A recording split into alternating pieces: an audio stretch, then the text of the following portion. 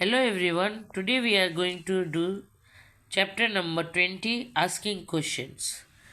Is this, are this, is that, are those? Is એટલે તમને સમજાઈ જ ગયું છે when we ask about singular પણ એ આપણી બાજુમાં હોય.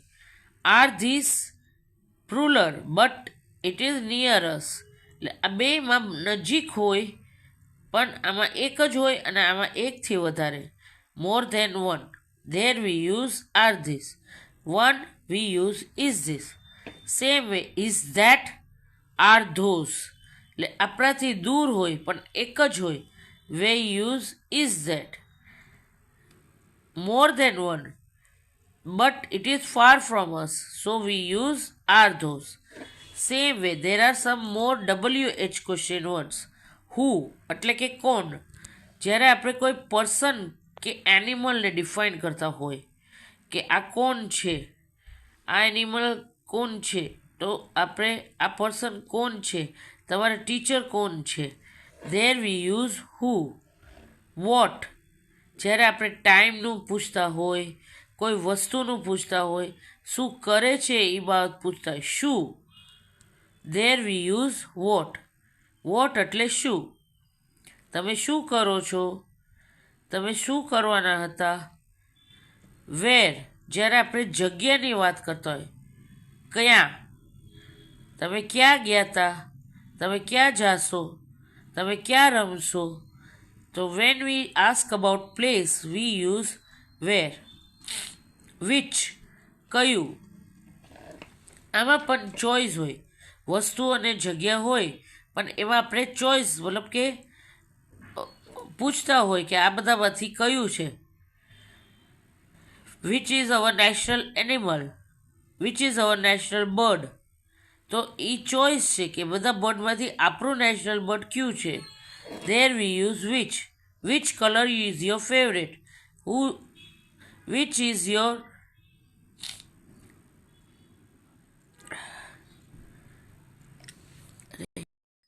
Which is your favourite car. Which is your favourite book. તો જ્યારે એવી ચોઇસ હોય there we use which. When જ્યારે આપણે ટાઈમ કે એ મહિનો કે એ વીક ડેની વાત કરતા હોય ત્યારે વેન આવે. When are you going to come here. When will you come to my party. When will you go to school. ત્યારે વેન આવે એટલે કે ક્યારે. વેન એટલે ક્યારે. વાય શા માટે કાં શું કામ. કોઈને કંઈક કારણ પૂછતા હોય, તમે શું કામે સૂતા છો, શું કામે તમારો આજે મૂડ નથી, શું કામે તમે ગઈકાલે એબસન્ટ હતા. Why were you absent yesterday. તો જ્યારે કોઈ કારણ હોય ત્યારે આપણે વેન યુઝ કરીએ. આનું સૌથી ઇઝી વે છે કે તમે એ સેન્ટેન્સને સમજો અને એને ગુજરાતીમાં ટ્રાન્સલેટ કરો તો તમને એનો આન્સર મળી જશે. Blank is your grandfather's name. તો આપણે ગુજરાતીમાં આ ક્વેશ્ચન કેવી રીતે પૂછશું, તમારા દાદાનું નામ શું છે. તો શું મીન્સ વોટ. તો તમને આનો આન્સર મળી જાય. What is your grandfather's name. Blank are the clouds black. Cloud શું કામે બ્લેક છે, શા માટે બ્લેક છે. તો આનો આન્સર આવે why. Blank won the race. Race કોણ જીત્યું. આનો આન્સર આવે who. This way you can do the sentence. તમારે એનું ખાસ મિનિંગ સમજવું પડે.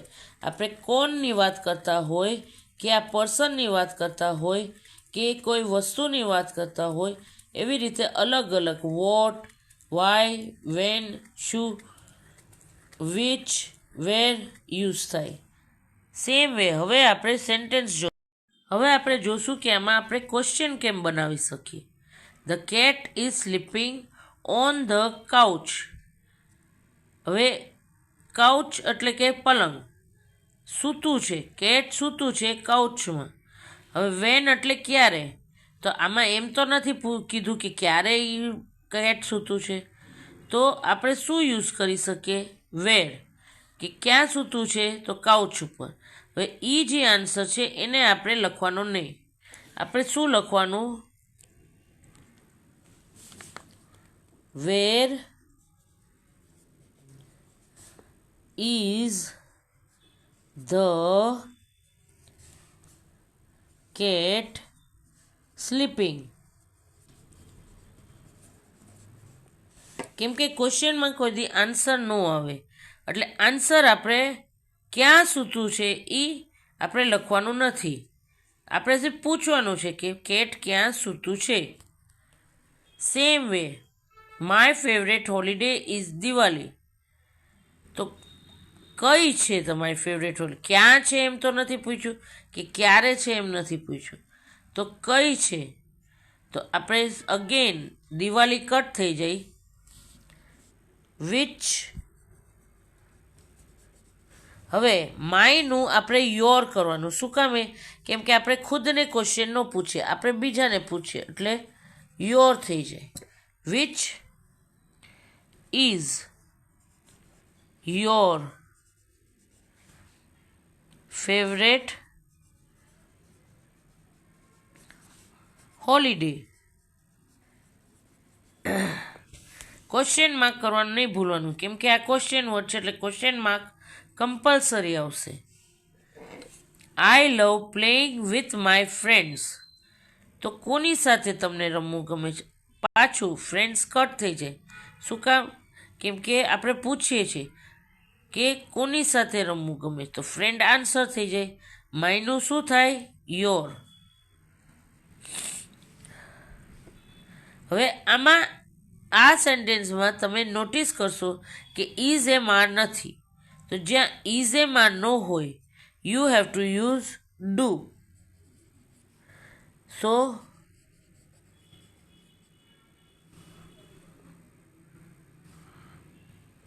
whom do you love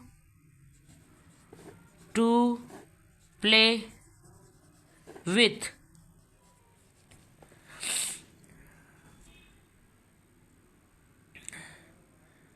Question mark.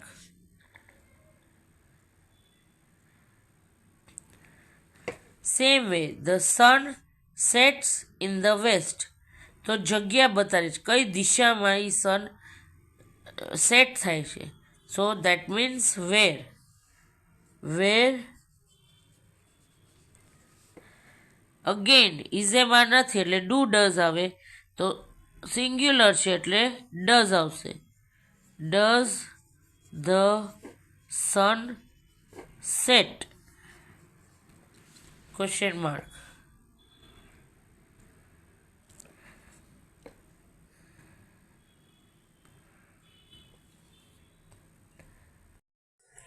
Same way, see this sentence. The flowers are blooming in the garden.